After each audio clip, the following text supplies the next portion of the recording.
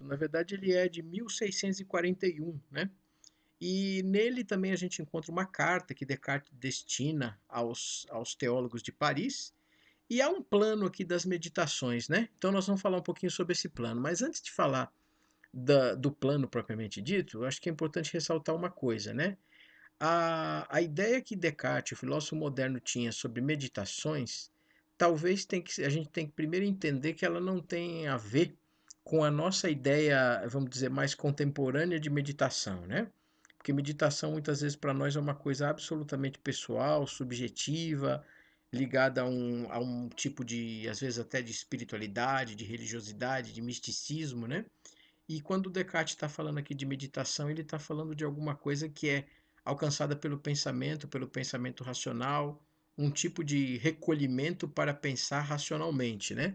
Então a gente tem que fazer essa primeira distinção. Mas vamos lá ao plano do trabalho, né? Esse texto do Descartes é bastante utilizado também em aulas de epistemologia, de teoria do conhecimento, exatamente porque ele vai tratar do problema do que pode conhecer, do que é o eu pensante, né? Um tema tão corriqueiro na filosofia do Descartes, o que é a subjetividade, as provas da existência de Deus. Então vamos ver como é que ele faz esse plano aqui nas 6 meditações, né? A primeira meditação, ela tem, né, 13 parágrafos. E essa primeira meditação, ela trabalha, na verdade, os motivos da dúvida, né? Então, a primeira meditação, nesses 13 parágrafos, bem divididinhos, né? O Descartes vai trabalhar os motivos da dúvida. Na segunda meditação, entra o problema do cogito, né? E essa meditação nós já temos aqui, são 18 parágrafos para essa segunda meditação. A terceira meditação reza sobre o problema da existência de Deus, né? Uma meditação já mais longa, né? Que a gente já vai encontrar nela mais de 42 parágrafos, a depender da versão. Nessa versão do professor Fausto Castilho são 45, né? Porque ele trabalha com outra divisão da versão. Então, essa é a terceira meditação. A quarta meditação fala sobre o verdadeiro e o falso, né? E na quarta meditação a gente já tem mais ali 17 parágrafos. E a quinta meditação fala sobre a alma e o corpo, né? E aqui novamente aparece o tema de Deus. E essa quinta meditação, ela tem, na verdade, 16 parágrafos, né? Dependendo da versão aqui, volta a ter uma diferença entre 15 e 16, né? Mas dependendo da versão, 15, dependendo da versão, 16. E a sexta meditação tem como título a diferença entre o entendimento e a imaginação, uma nova prova da existência de Deus. E essa tem 43 parágrafos aqui, né? Então, só para a gente poder entender um pouco o plano das meditações. Então, a minha ideia vai ser hoje falar com vocês, e depois eu farei um outro vídeo. Hoje eu vou falar das 3 primeiras meditações, tá? Então eu vou tentar fazer aqui um roteiro para estimular pessoas interessadas a ler esse texto do Descartes, ou que estejam já lendo o texto do Descartes, ou que já leram e gostariam de reler, né? Então eu vou tentar falar um pouco sinteticamente sobre esses parágrafos que compõem cada uma das meditações, né? Então a primeira meditação, como a gente viu, ela vai tratar dos motivos da dúvida. É nessa meditação que a gente encontra o Descartes colocando todas as coisas que recebeu, todas as certezas, as opiniões, coisas que ele ouviu por falar, né? Coisas que talvez a tradição tenha legado a ele, ele coloca essas coisas sob dúvida, né? Então aqui aparece o que a gente às vezes chama, né, alguns intérpretes têm chamado de uma espécie de ceticismo cartesiano, se é que eu posso assim dizer, com todas as aspas, né? Então vamos lá para cada um dos parágrafos. Para quem olhar aí no texto, vai perceber que no primeiro parágrafo ele está falando um pouco das falsas opiniões que ele recebeu. Ou seja, está falando de alguma coisa que onde ele está buscando fundamentos, mas as opiniões que ele recebeu não podem ser consideradas como verdadeiras. No segundo parágrafo, ele começa a falar um pouco sobre a dúvida metódica. O que seria a dúvida metódica, né? Tão falada dúvida metódica no Descartes, né? Seria a rejeição de todas as coisas que eu recebi, né? E a busca por novos princípios, né? Então, isso é o que ele está chamando aqui do método que ele começa a fazer aqui, a dúvida metódica, né? O que depois vai ficar conhecido na tradição como a dúvida cartesiana, né? No terceiro, ele vai falar um pouco sobre o erro dos sentidos, que muitas vezes, embora o sentido seja algo importante, é a primeira maneira pela qual a gente conhece o mundo, os sentidos podem nos confundir, podem nos enganar. Então, por isso, ele começa a colocar uma desconfiança aqui, nesse terceiro parágrafo da primeira meditação, sobre os sentidos. No quarto parágrafo, ele começa a falar sobre como é que a gente pode criticar os sentidos sem incorrer na insensatez, né? Porque parece que a gente não pode negar que a gente está aqui, que a gente vive, que a gente bate nessa plataforma, que a gente bate em algum lugar, que a gente tem limites, né? Então ele começa a pensar uma crítica dos sentidos para além da insensatez, ou seja, para além de uma negação barata dos sentidos, né? No quinto parágrafo, aqui da primeira meditação, ele vai falar sobre o argumento do sonho, onde ele começa a desenvolver a ideia de o que faz eu perceber que agora eu estou aqui acordado falando com vocês, ou que eu talvez não esteja dormindo, ou que eu poderia pensar que eu estava dormindo e estava dando aula, o que está acontecendo, né? Então ele começa a pensar aqui a partir de um famoso argumento, que é bom depois a gente olhar, que é o chamado argumento do sonho, né? No quinto parágrafo aqui da primeira meditação. No sexto em diante, ele vai começar a falar um pouco sobre uma coisa que a gente chama de ilusão, né? E que as ilusões elas aparecem para a gente de uma espécie de fundo verdadeiro, mas que foi distorcido. Essa é uma palavra bastante importante para a teoria do conhecimento em filosofia, né? Para várias interpretações filosóficas, que é o raciocínio ilusório. O raciocínio ilusório se difere de um raciocínio falso na medida em que ele é uma espécie de coisa falsa, mas que muitas vezes a gente toma por verdadeiro. Então a ilusão o ilusório é mais intenso e mais forte do que o erro, na medida em que um erro pode ser descartado, vamos dizer, de imediato. E a ilusão ela parece verdadeira. E ao parecer verdadeira, talvez ela é ainda mais perigosa, né? Então ele começa a pensar aqui sobre as ilusões no parágrafo sétimo. Aí no parágrafo oitavo, então ele começa a falar um pouco do método dele. Ou seja, a primazia vai ser a matemática, né? E aqui a gente percebe uma afinidade cartesiana também com a filosofia platônica, se distinguindo um pouco da física aristotélica, né? E aqui ele começa a dizer, é importante então a gente perceber, né, que as ilusões, né, sempre derivam de uma coisa simples, né, que é o que ele fala no sétimo parágrafo, e depois no oitavo vai falar sobre a primazia da matemática. Então, o jogo aqui entre ilusão e escolha da matemática não é à toa, né? Porque ele está escolhendo um modelo que seja claro, distinto, né? Dentro dessa proposta racionalista como tal. No nono parágrafo aqui das meditações, ele vai falar sobre uma coisa que fica conhecido como o argumento do Deus enganador. Ele começa a pensar que talvez não possa não existir um Deus, mas pode existir um Deus enganador. E esse Deus seria uma espécie de alguém que arma uma situação difícil para mim. Alguém que propositadamente gostaria que eu incorresse em erro. Então, essa é a figura do Deus enganador. Ele começa a pensar sobre o Deus enganador. E ele liga isso ao décimo parágrafo aqui das primeiras meditações, quando ele fala sobre a dúvida, né, que eu tenho que colocar sobre todas as opiniões que eu recebi outrora, porque essas opiniões podem ser tão enganadoras quanto o Deus enganador, né? E no décimo primeiro, ele começa a falar então do cuidado com essas opiniões todas, né? E aí ele desdobra essa imagem do Deus enganador numa imagem ainda mais intensa, que é a imagem do gênio maligno. Talvez existiria não um Deus enganador só, mas um gênio maligno. Alguém que tem uma genialidade, uma espécie de força como um Deus e um diabo, mas esse gênio maligno, ele age de maneira maligna, ele age de maneira ruim. Ele é um aprimoramento, um Deus enganador, maligno, ele é um aprimoramento desse tipo de coisa. Então, aí com isso ele vai acabando aqui o 13º parágrafo da primeira meditação, onde ele fala então entre a liberdade do pensamento e a escravidão das antigas opiniões. Então, que é preciso que a gente cultive a liberdade do pensamento, agora colocando em dúvida todas as nossas certezas antigas, né? Para que não sejamos escravos dessas certezas antigas. Então, como vocês percebem, o tom no qual ele acaba a primeira meditação é um tom, eu diria, bastante cético, né? Ou pelo menos tentando ser cético, né? Colocando em dúvida tudo que havia, suspendendo todo o juízo que poderia ter, pensando que não há um Deus bom, mas o que pode haver é um gênio maligno, né? É um artífice do mal, é uma espécie de Deus enganador. Então assim acaba a primeira meditação do Descartes, que é essa que a gente estava falando, né? Que no fundo, se a gente tivesse que dar um tema para ela, diria os motivos da dúvida, né? Esse seria o tema da primeira meditação. Vamos lá para a segunda, então. Olha só.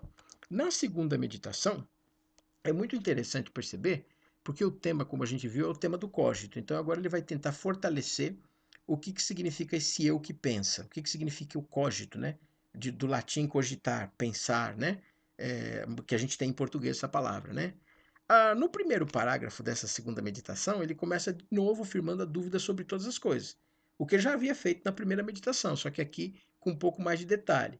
E, inclusive, o detalhe aumenta quando no segundo parágrafo ele começa a falar sobre a busca de um ponto de Arquimedes.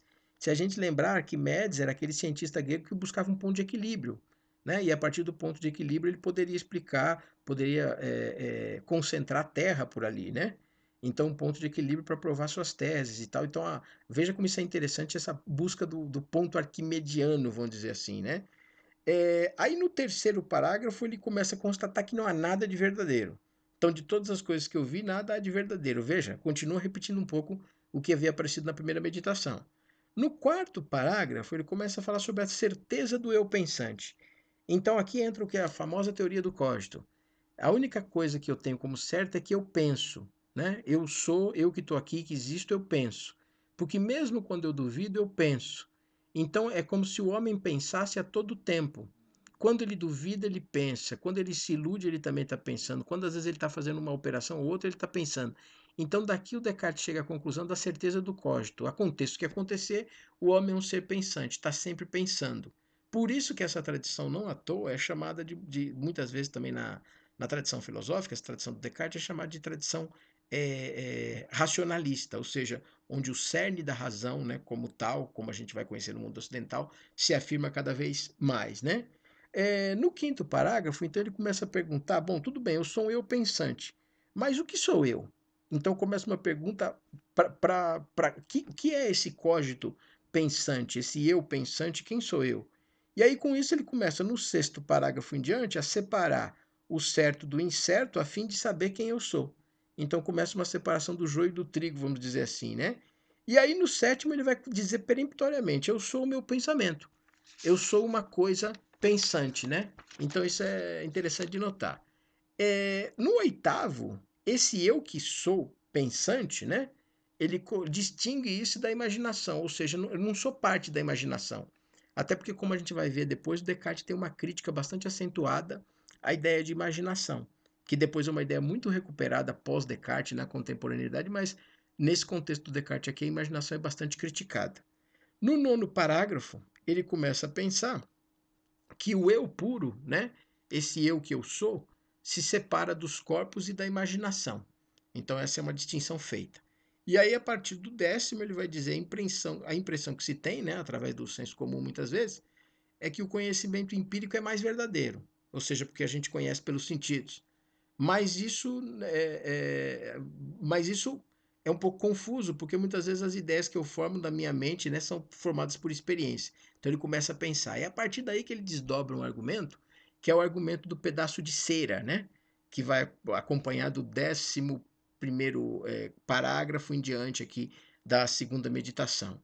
Então ele começa a pensar o que, que faz com que eu conheça a cera, né? Que está lá o argumento da cera, e a ideia sobre ela. No 13º ele começa a pensar, só o pensamento puro pode conhecer a natureza dos corpos. E no 14º, o engano que eu posso sofrer dos sentidos é em certa propensão ao erro, né? Então ele começa aqui a criticar os sentidos sem desprezá-los, né? Sem jogar fora, é importante que se diga, mas começa a pensar que ele pode me levar ao erro, induzir a erro. No 15º, ele começa a pensar em conhecer a essência das coisas, e por isso ele usa a expressão aqui, ideia clara, distinta, né? E no 16º em diante, ele vai dizer: as coisas não precisam ser vistas, sentidas por mim para existirem.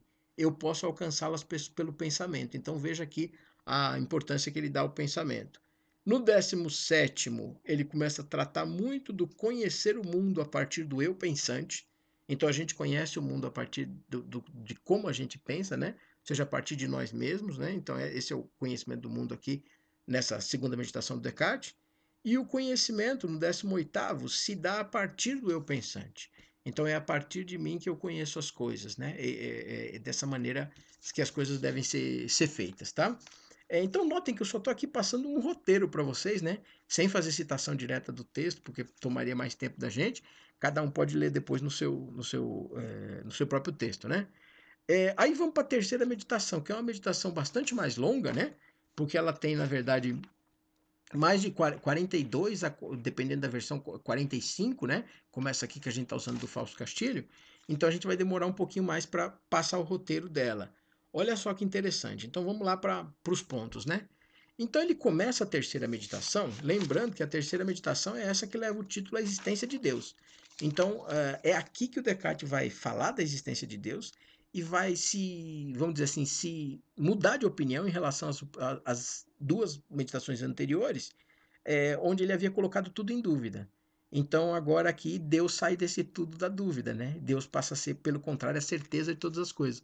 Vamos ver como é que ele vai construir esse argumento, que é um argumento ainda moderno, mas com um sotaque bastante, eu diria, medieval, num certo sentido, por conta da própria ideia da existência de Deus, né? Mas vamos lá. Olha lá, o primeiro parágrafo diz assim: eu vou excluir os sentidos, vou dar atenção ao eu pensante. Então veja, esse é o ponto. Segundo parágrafo: as ideias claras e distintas que existem em mim e não dependem da experiência. É aí que eu vou me focar. No terceiro parágrafo: o que percebo de modo claro e distinto nas ideias ou pensamento das coisas provém do meu espírito, mas há coisas fora do meu pensamento. Então eu tenho coisas aqui, há coisas no mundo exterior, eu preciso fazer a distinção entre uma coisa e outra. Quando a gente pensa que o nosso mundo interior tem que combinar direitinho com o mundo exterior, muitas vezes isso pode ser um delírio da mente, né? Isso é interessante de pensar.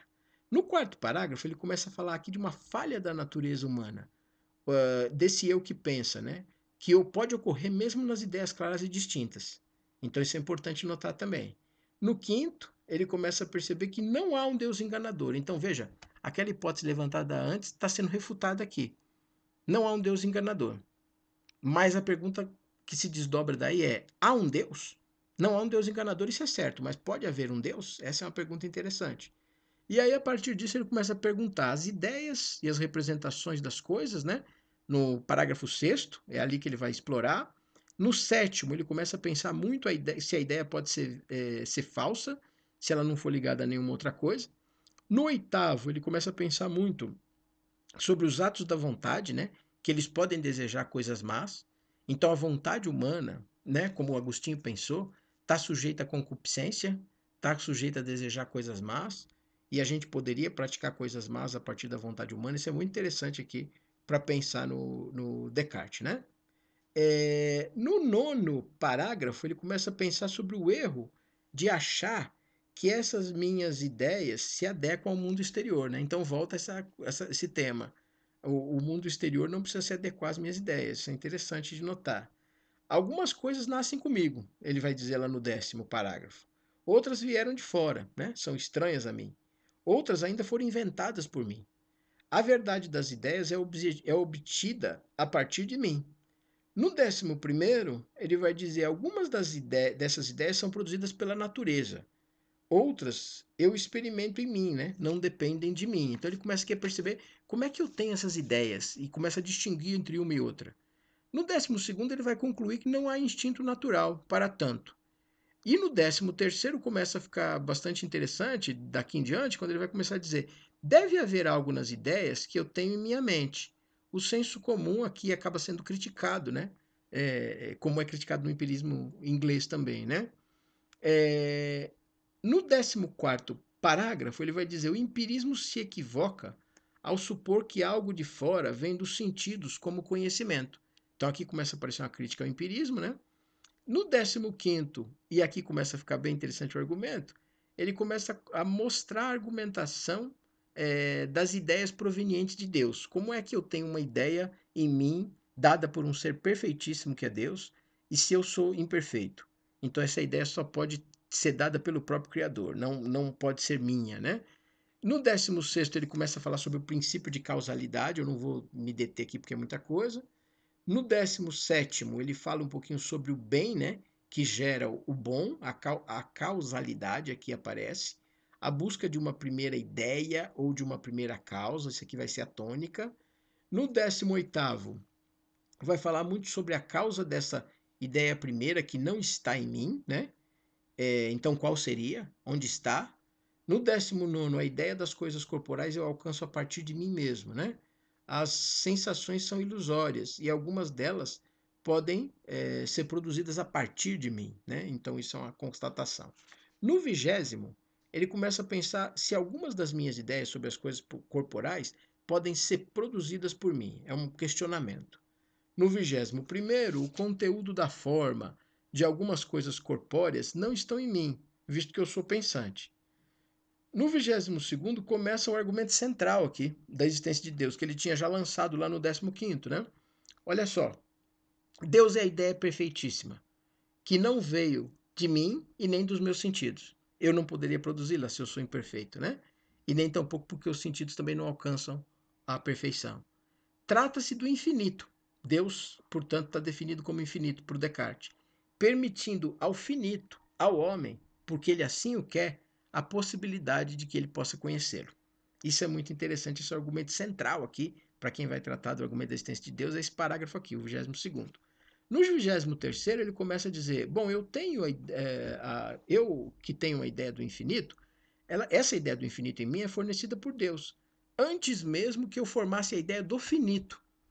Veja que interessante. Então Deus daria para mim a ideia perfeitíssima e eu formaria a ideia do infinito antes do finito, porque o finito eu conheço pela experiência. Então eu não tive ainda a experiência, mas eu já tenho a ideia do infinito. Isso no 23º, né? No 24º ele vai falar sobre que isso é uma ideia clara, distinta, verdadeira, né? Veraz, como a gente diz.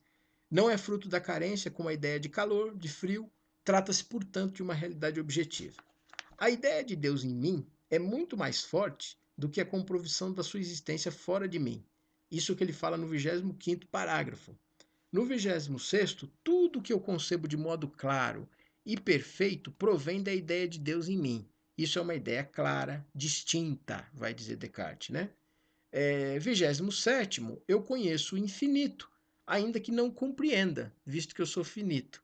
Então, conhecer o infinito não significaria compreendê-lo. Isso é uma distinção importante que o Descartes faz, né, na relação do homem com Deus. No 28º, muitas coisas estão em mim em potência, mas nenhuma delas substitui a ideia de Deus. E essa não é derivada delas, né? Então, isso é importante perceber.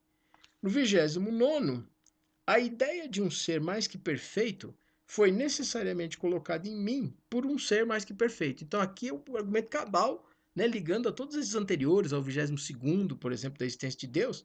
Por que é que eu tenho então em mim a ideia do infinito se eu sou finito? Por que é que eu tenho em mim a ideia do perfeito se eu sou imperfeito? Porque essa ideia foi colocada em mim por esse ser infinito e perfeito. É somente por isso, né? E aqui, então, no parágrafo 30, ele começa a pensar se eu existiria sem Deus. Notem que é uma dúvida que tem quase um tom existencial, né? Mas aqui é para além do tom existencial, é porque existir é a possibilidade de alguma coisa ser sem a outra, né? Então, poderia existir tal coisa sem a outra? Veja que Deus é o ponto central, então, portanto, dificilmente isso aconteceria. E ele responde a isso no parágrafo 31, quando ele vai dizer assim: se isso ocorresse, eu seria Deus. Se eu existisse sem Deus, eu seria Deus. Essa é a única conclusão possível do argumento. No parágrafo 32, ele diz: eu não posso criar nem o menos, ou seja, as perfeições, e nem o mais, que sou eu mesmo, né? E aí no 33 ele diz: eu existo necessariamente por uma causa. Nota, aqui você tem claramente uma ideia metafísica no Descartes, está bem dentro da tradição metafísica. Deus é a causa de todas as coisas, né? E isso se encontraria também numa explicação mesmo grega, né? Certa interpretação platônica, aristotélica, Deus estaria como causa dessas coisas, né? Isso é interessante notar. Descartes segue aqui essa tradição do cristianismo, da tradição judaico-cristã e também a tradição grega, né? Teorética. Olha só, no 34, parágrafo 34, que ele vai dizer: eu que agora sou, serei também no futuro, né? Uma pergunta, né? Criação, conservação, eu sou finito, sou, portanto, dependente de Deus. E aí, no parágrafo 35, ele começa a pensar: mas Deus é produzido? Será que Deus pode ser produzido? Não, pois o efeito, né, do homem espelha a realidade da causa, Deus. Caso contrário, o eu seria falso, né? Então Deus não é produzido, não pode ser produzido como vão pensar depois os críticos da religião no século XIX, né?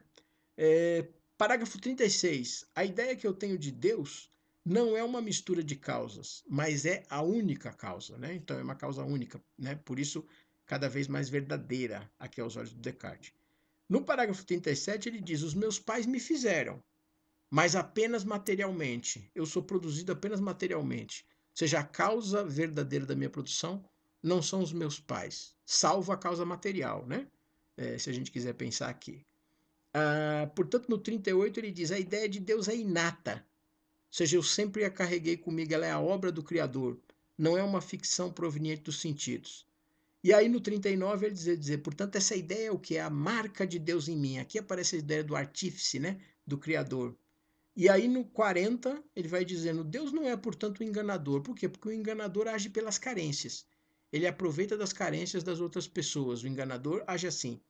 Deus não age como enganador, não pelas carências. Aí aqui, no 41 em diante, 41, 42, né? E aqui, nessa versão do Fausto Castilho que eu estou trabalhando, ainda vai falar de, vai dividir aqui parágrafo 43, 44, 45, mas todos têm uma mesma ênfase. Aqui o final da meditação acaba muito falando de uma certa admiração por Deus, de um olhar especial para Deus, né? Então o Descartes termina essa meditação admirando a Deus como causa do mundo, do universo, como causa dele mesmo, né? Do eu pensante que somos nós, e fazendo um elogio da fé também. Então aparece aspectos da fé, aspectos da admiração por Deus, e dessa maneira ele vai concluir um pouco aqui essa terceira meditação, tá bem? Então vamos fazer o seguinte, na próxima conversa a gente retoma aqui, eu fiz esse roteirão corrido aqui, né? Mas é só para vocês terem uma ideia, e aí isso pode talvez ajudar na leitura, ser uma espécie de guia. E no próximo vídeo a gente fala sobre da meditação quarta a sexta. Ou seja, a gente vai tratar sobre o tema do verdadeiro e do falso, sobre a alma e o corpo, né? E aí aparece novamente Deus aqui. E depois sobre a diferença, né, na sexta entre o entendimento e imaginação. A chamada nova prova da existência de Deus, tá bom? Então vou ficando por aqui. Bom fim de semana para todo mundo e nos vemos breve.